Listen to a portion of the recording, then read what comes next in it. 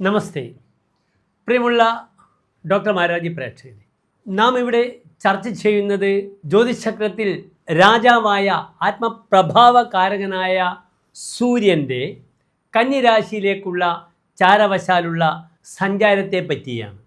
സൂര്യൻ 1200 ചിങ്ങമാസം 31-ാം തീയതി, അതായത് 2024 സെപ്റ്റംബർ 16-ാം സോമവാരം തിങ്കളാഴ്ച രാത്രി 7:45 കന്നിരാശിയിലേക്ക് പ്രവേശിക്കുന്നു. കഴിഞ്ഞ ഒരു മാസക്കാലം 31 ദിവസം സൂര്യൻ ചിങ്ങൻ രാശിയിലായിരുന്നു. പ്രഭാവകാരകനായ സൂര്യൻ മേടം മുതൽ 12 രാശിക്കാർക്കും ഉണ്ടാക്കുന്ന ശുഭാശുഭ ഫലങ്ങളെപ്പറ്റി സവിസ്തരം നാം പ്രതിപാദിച്ചു. എൻ്റെ പ്രിയപ്പെട്ട പ്രേക്ഷകർ 12 വീഡിയോകൾ കണ്ടിരുന്നു. ഞാൻ സൂചിപ്പിച്ചു, പിതാവ്, ആത്മപ്രഭാവം, വ്യക്തിത്വം, രാജസേവ, രാജാവ്, കാര്യങ്ങൾ നിയന്ത്രിക്കുക, എപ്പോഴും അദമ്യമായ ഉത്സാഹം, അഹങ്കാരം, ഇതൊക്കെ സൂര്യൻ്റെ മുഖമുദ്രകളാകുന്നു. സൂര്യനും ചൊവ്വയും ശനിയും രാഹുവും കേതുവും ജ്യോതിഷത്തിൽ പാപഗ്രഹങ്ങളാകുന്നു. പക്ഷേ സാത്വികനെന്ന് ഹോരാചാര്യർ വിശേഷിപ്പിച്ച സാത്വിക സ്വഭാവമുള്ള ഗ്രഹം സൂര്യനാണ്. അതിനാൽ പല രീതിയിലും ചൊവ്വയേക്കാളും ശനിയേക്കാളും രാഹുവേക്കാളും കേതുവേക്കാളും സൂര്യൻ്റെ വ്യക്തിത്വത്തെ നിങ്ങൾ മനസ്സിലാക്കണം. നാം മേടം മുതൽ 12 രാശിക്കാർക്കുമുള്ള ചാരവശാൽ ഒരു മാസത്തേക്കുള്ള ശുഭാശുഭ ഫലങ്ങളാണ് ഇവിടെ ചർച്ച ചെയ്യുന്നത്. ഈ കന്നിമാസത്തിലെ വിശേഷങ്ങളും നിങ്ങൾ അറിയണം. കന്നിമാസം ദേവിയുടെ, മഹാലക്ഷ്മിയുടെ സങ്കേതമാകുന്ന രാശിയാകുന്നു. അതിൻ്റെ ചിഹ്നം തന്നെ തോണിയിൽ ഒരു കന്യക യുവതി സഞ്ചരിക്കുന്ന ചിത്രമാണ് കന്നിരാശിയുടെ ചിത്രം. കന്നിരാശിക്കാർക്ക് ഭാഗ്യാധിപനായ ഗ്രഹം ശുക്രനാകുന്നു. ആ ശുക്രനെ കൊണ്ടാണ് നാം ദേവിയെ ഒക്കെ ചിന്തിക്കുന്നത്. അതിനാൽ കന്നിരാശി സ്വതവേ തന്നെ ദൈവാംശമുള്ള, പ്രത്യേകിച്ച് ദേവി ചൈതന്യമുള്ള രാശിയാകുന്നു.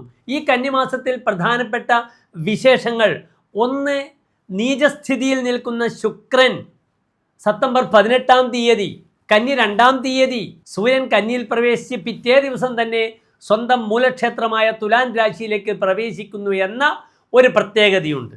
ശുക്രനാണ് ഭൗതിക സുഖത്തിൻ്റെ കാരകൻ. വിവാഹം, സൗഹൃദങ്ങൾ, വ്യാപാരങ്ങൾ, വാങ്ങലും കൊടുക്കലും കച്ചവടവും ഒക്കെ ശുക്രൻ്റെ ജോലിയാകുന്നു. ആ ശുക്രൻ ബലവാനായി സ്വന്തം ക്ഷേത്രത്തിലേക്ക് പ്രവേശിക്കുന്നു. അതും 45 ഡിഗ്രി മൂലക്ഷേത്ര ബലവാനായി. മറ്റൊരു പ്രധാനപ്പെട്ട വിഷയം, സെപ്റ്റംബർ 23-ാം തീയതി ബുധൻ സിംഹൻ രാശിയിൽ നിന്നും തൻ്റെ ഉച്ചക്ഷേത്രമായ കന്നിയിലേക്ക് പ്രവേശിക്കുന്നു. അതിനാൽ വിശേഷപ്പെട്ട 2 ഗ്രഹങ്ങളുടെ ട്രാൻസിറ്റ്, ചാരവശാലുള്ള മാറ്റങ്ങൾ കന്നിമാസത്തേക്ക് നടക്കുന്നു. പിന്നെ കന്നിരാശിയിലാണ് നാം ഏറ്റവും പ്രധാനപ്പെട്ട അഷ്ടമി, ദുർഗാഷ്ടമി, മഹാനവമി, വിജയദശമി, ഇതൊക്കെ വരുന്നത് കന്നിരാശിയിലാണ്. ആയുധപൂജ മുതൽ നമ്മുടെ കുരുന്നുകൾക്ക് വിദ്യാരംഭം കുറിക്കുന്ന ദിവസങ്ങളൊക്കെ തന്നെ കന്നിമാസത്തിൻ്റെ പ്രത്യേകതകളാകുന്നു. ഒക്ടോബർ 11, 12, 13 ദിനങ്ങൾ, അതായത് കന്നിമാസം 25, 26, 27 ദിവസങ്ങളിലാണ് ദുർഗാഷ്ടമിയും മഹാനവമിയും വിജയദശമിയും സംഭവിക്കുന്നത്. നിങ്ങൾക്കറിയാം, മൂകാംബിക മുതൽ ദേവി സരസ്വതി ക്ഷേത്രങ്ങളിൽ വിദ്യാരംഭത്തിന് കുരുന്നുകൾ പ്രവേശിക്കുന്ന ഒരു അത്ഭുതകരമായ കാഴ്ച നമുക്ക് കാണാവുന്നതാണ്. വിജയദശമിക്ക് നാം നക്ഷത്രങ്ങളൊന്നും നോക്കാറില്ല, പലപ്പോഴും മുഹൂർത്തങ്ങളും നോക്കാറില്ല. പക്ഷേ നിങ്ങൾക്ക് ഡോക്ടർ മാരാർജി സവിശേഷമായി ആ ദിനത്തിൻ്റെ പ്രത്യേകതയും കഥകളും ഐതിഹ്യങ്ങളും ഒക്കെ തന്നെ സവിസ്തരം പ്രതിപാദിക്കുന്നതാണ്. അടുത്തതായി കർക്കിടക രാശി.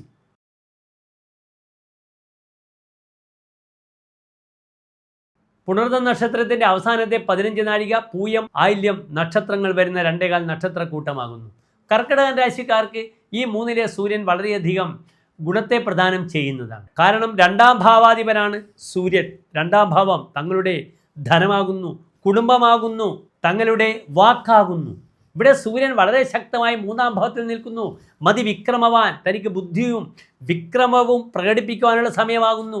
പ്രത്യേകിച്ച് ഇവിടെ കന്നിരാശി എന്നാൽ ബുധൻ്റെ രാശിയാണ്. എഴുത്തും വായനയും ലിപികളും ഇതുമായി ബന്ധപ്പെടുന്ന എല്ലാ പ്രവർത്തനങ്ങളും ചിന്തിക്കേണ്ടുന്ന രാശിയിൽ സൂര്യൻ വരുമ്പോൾ അതുമായി ബന്ധപ്പെടുന്ന പ്രവർത്തനങ്ങൾക്ക് വളരെയധികം ഗുണകരമായ മാസമാകുന്നു ഇത്. അതിനാൽ ലേഖകർ, എഴുത്തുകാർ, സംഗീതജ്ഞർ ഇവർക്കൊക്കെ തന്നെ സൂര്യൻ വളരെയധികം ഗുണം പ്രദാനം ചെയ്യുന്നു. പ്രത്യേകിച്ച് സാമ്പത്തിക വിഷയങ്ങളിൽ ഏർപ്പെടുന്ന വ്യക്തികൾക്കൊക്കെ തന്നെ ഈ ഒരു മാസക്കാലം തങ്ങളുടെ പ്രഭാവം, ആത്മപ്രഭാവം പുറത്തു കാണിക്കുവാനുള്ള സമയമാകുന്നു. തൃതീയേ യഥാ അഹർമണി ജന്മകാലേ പ്രതാപാധികം വിക്രമം ച ആദനോതി എന്നാണ് ചമത്കാരി ചിന്താമണി പറഞ്ഞിരിക്കുന്നത്. 3-ൽ സൂര്യൻ പ്രവേശിക്കുന്ന സമയത്ത് പ്രതാപാധികം, വളരെയധികം പ്രതാപത്തിൻ്റെ ഔന്നത്യത്തിലേക്ക് സഞ്ചരിക്കുവാൻ കഴിയുന്നു. വിക്രമം, പരാക്രമം പ്രകടിപ്പിക്കുന്നു. തഥാ സോദരേഹി തപ്യതേ, തനിക്ക് സഹോദരങ്ങൾ കാരണം ദുഃഖമുണ്ടാകുന്നു. സഹോദരങ്ങളുടെ ആരോഗ്യ വിഷയങ്ങൾ ശ്രദ്ധിക്കേണ്ട മാസമാകുന്നു ഈ ഒരു മാസം. പ്രത്യേകിച്ച് മൂത്ത സഹോദരനായാലും സഹോദരിയായാലും. തീർത്ഥചാരി, ധാരാളം തീർത്ഥസ്ഥലങ്ങൾ സന്ദർശിക്കുവാനുള്ള സൗഭാഗ്യം ലഭിക്കുന്നു. അതിനാൽ ഈ ഒരു മാസക്കാലം തീർത്ഥസ്ഥലങ്ങൾ സന്ദർശിക്കുവാൻ ശ്രമിക്കുക. പ്രത്യേകിച്ച് ഞാൻ സൂചിപ്പിച്ചു, ദുർഗാഷ്ടമി, മഹാനവമി, ദശമിയൊക്കെ വരുന്നുണ്ട്. അപ്പോൾ മൂകാംബിക പോലുള്ള പല സ്ഥലങ്ങളിലും സന്ദർശിച്ച് സരസ്വതിയുമായി, ദേവിയുമായി ബന്ധപ്പെടുന്ന ക്ഷേത്ര ദർശനം നടത്തുക. ഈ സമയത്ത് ലേഖകർക്ക്, എഴുത്തുകാർക്കൊക്കെ മൂകാംബികയിൽ പോയി ഭജനമിരിക്കേണ്ടുന്ന സമയമാകുന്നു. സദാ അരിക്ഷയം സങ്കരേ ശം നരേശാത്, ശത്രുവിനെ നശിപ്പിക്കുന്നു. തൻ്റെ മുന്നിൽ ശത്രുവിന് ഒരു ബലവുമില്ലാതെയായി മാറുന്നു. നരേശാത് ശം ലഭതേ, രാജാവിൽ നിന്നും തനിക്ക് അംഗീകാരം ലഭിക്കുന്നു, ധനം ലഭിക്കുന്നു. അതിനാൽ പുതിയ പല പദ്ധതികൾക്കും സർക്കാരിൻ്റെ ആനുകൂല്യങ്ങൾ ലഭിക്കുന്നു. ഫോർ എക്സാമ്പിൾ, ലോണുമായി ബന്ധപ്പെടുന്ന വ്യക്തികൾക്ക് ലോൺ സാങ്ഷൻ ആകുന്നു. അല്ലെങ്കിൽ ഗവൺമെൻറ് ചില പുരസ്കാരങ്ങളൊക്കെ നൽകുന്നതിന് തങ്ങളെ തിരഞ്ഞെടുക്കുന്നു ഈ ഒരു മാസം. അതിനാൽ ഫെലോഷിപ്പ്, അവാർഡുകളുമായി ബന്ധപ്പെടുന്ന, ഡോക്ടറേറ്റുമായി ബന്ധപ്പെടുന്ന വിഷയങ്ങളിൽ വ്യാപരിക്കുന്നവർക്ക് ഈ ഒരു മാസക്കാലം ഏറ്റവും അനുകൂലമായ മാസമാകുന്നു. ഇഷ്ടപ്പെട്ട പ്രാർത്ഥന ഓം നമഃ ശിവായ എന്ന പഞ്ചാക്ഷരി മന്ത്രം, ആദിത്യ ഹൃദയ മന്ത്രം, ശിവനിഷ്ടപ്പെട്ട കൂവളമാല, ജലധാര, ശംഖാഭിഷേകം, മൃത്യുഞ്ജയ പുഷ്പാഞ്ജലി വഴിപാടായി സമർപ്പിക്കുക. അച്ഛന് സമയദോഷമാകുന്നു. 9-ാം ഭാവം പിതാവാകുന്നു. 3-ൽ നിൽക്കുന്ന സൂര്യൻ 9-ാം ഭാവത്തിലേക്ക് നോക്കുന്നു. അതിനാൽ അച്ഛൻ രോഗിയാണെങ്കിൽ, സഹോദരൻ രോഗിയാണെങ്കിൽ അവരുടെ പേരിൽ മൃത്യുഞ്ജയ ഹോമം കഴിപ്പിച്ച് ഈ ഒരു മാസത്തുള്ള പ്രയാസങ്ങളെ നമ്മുടെ ജാതകപ്രകാരം, നമ്മുടെ രാശിപ്രകാരം അവർക്കുണ്ടാകുന്ന കഷ്ടപ്പാടുകളിൽ നിന്നും അവരെ സംരക്ഷിക്കുക എന്ന ദൗത്യം കൂടി കർക്കിടക രാശിക്കാർ ചെയ്യേണ്ടുന്ന മാസമാണിത്. നന്ദി, നമസ്കാരം.